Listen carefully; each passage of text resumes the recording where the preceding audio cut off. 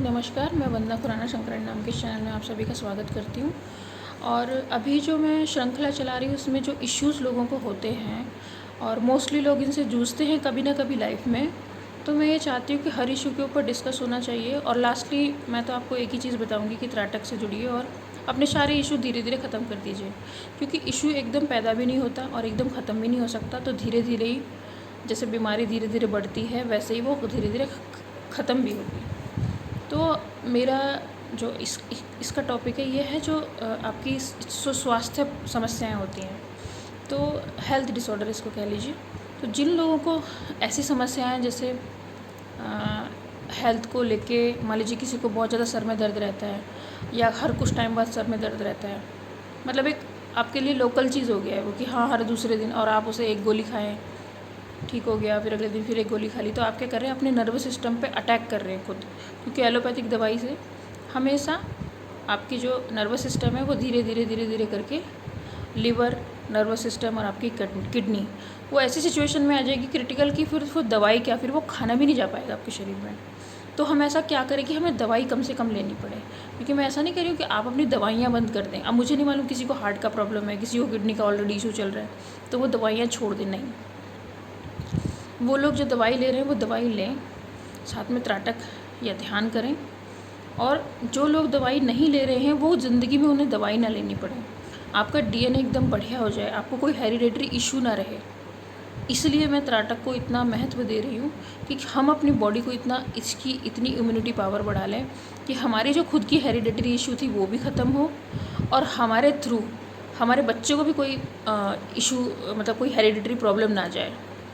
क्योंकि जब आपका डीएनए ठीक रहेगा तो उसका डीएनए भी बहुत बढ़िया रहेगा और वो दुनिया भर की बीमारियों से दूर रहेगा। देखिए, हवा में होते हैं संक्रामक रोग, और जब तक हमारी शरीर की क्षमता होती है उससे लड़ने की, तब तक हम लोग जीवित कहलाते हैं या ज़िंदा रहते हैं। और एक टाइम ऐसा आता है कि बॉडी फेलियर हो जाती है, वो कितना लड़ेगी इन चीज़ों से, संक्रमित रोगों से। तो एक टाइम आने के बाद फिर शरीर जो है हार मान लेता है।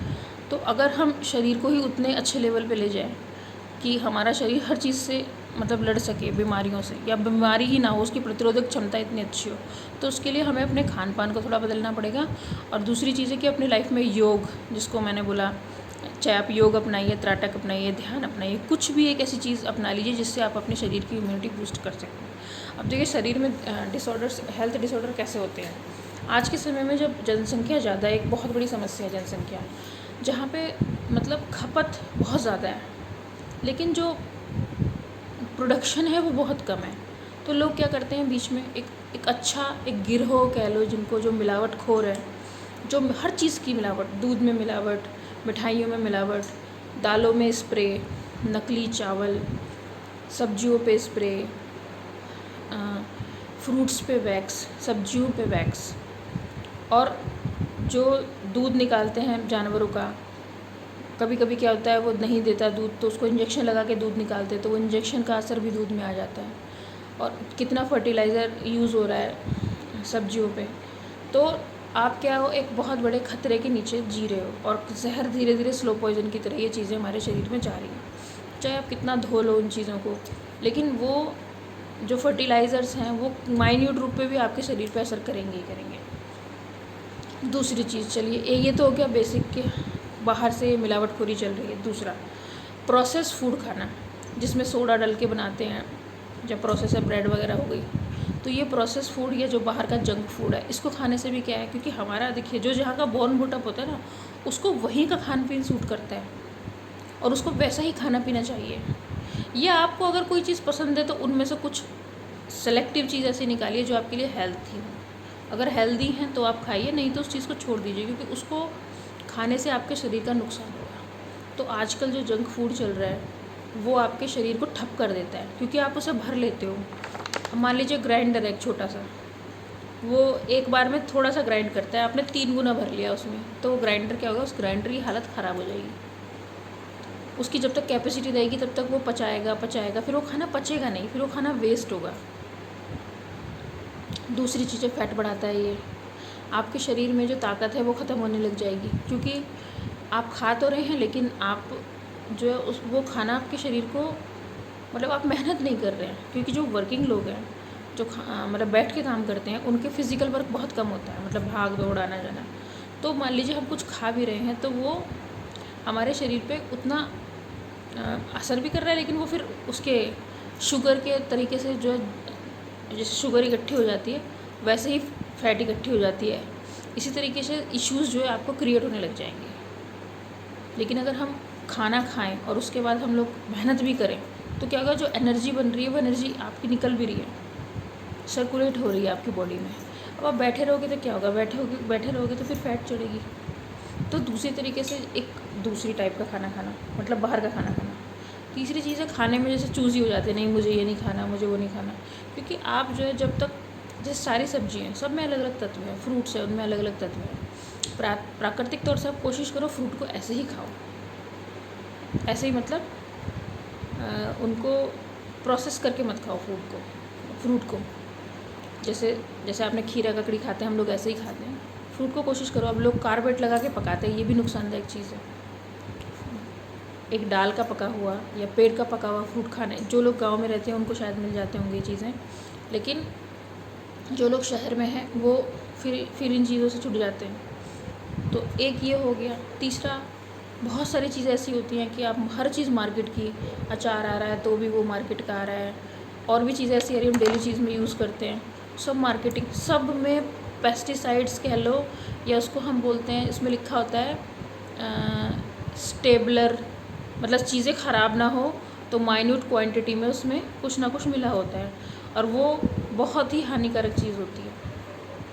तो आप क्या कर रहे हो, अपने एक छोटे से बच्चे को ब्रेड पे लगा के जो भी खिला रहे हो वो नुकसानदायक चीज़ खिला रहे हो। तो हमें अपने खाने पीने के प्रति चूज़ी होना पड़ेगा। फिर कहाँ से सामान खरीदें, कितना खरीदें, कौन सी चीज़ पौष्टिक है, उसको ज़्यादा बच्चों को आदत लगाइए ऐसी चीज़ें खाने का, क्योंकि आप आदत नहीं लगाओगे तो फिर वो वैसे ही चीज़ की मांग करेगा, और लास्ट टाइम ऐसा है कि वो घर का खाना ही नहीं खाएगा, वो हमेशा बाहर का मांगेगा। तो हमें क्या है, इस ज़बान पे भी कंट्रोल करना है। ज़बान हमारे कंट्रोल में ना रहे, मतलब ज़बान हमारे कंट्रोल में रहनी चाहिए, ना कि हम ज़बान के कंट्रोल में रहें। तो त्राटक जो है वो खुद, जो हमारे ये 5 सेंसेस हैं ये हमारे कंट्रोल में रखता है। फिर आप दूसरों की मर्ज़ी का नहीं खाओगे, फिर वो खाओगे जो आपके लिए जो आपके हेल्थ के लिए अच्छा है। तो जिनको ऑलरेडी प्रॉब्लम्स चल रही हैं वो भी त्राटक कर सकते हैं, और भविष्य में ऐसा ना हो तो आप अपने छोटे बच्चों को त्राटक करना ज़रूर सिखाइए। घर में कोई भी लेडीज़ जेंट्स करे, त्राटक करे, 13 दिन करे कम से कम, और इसके जो नियम है वो ज़रूर देख ले। मैंने कुछ वीडियोस बनाई हैं, त्राटक भोजन, त्राटक शयन, त्राटक स्नान, त्राटक रंग, मतलब आपको कौन से कलर पहनने हैं। उसमें तो जो आपका फेवरेट कलर है वो आप पहन सकते हो, उसमें कोई ऐसी प्रतिबंध किसी चीज़ में किसी का नहीं है, लेकिन कुछ चीज़ें छोड़नी पड़ेंगी परमानेंटली, तभी आप जुड़ पाओगे त्राटक से।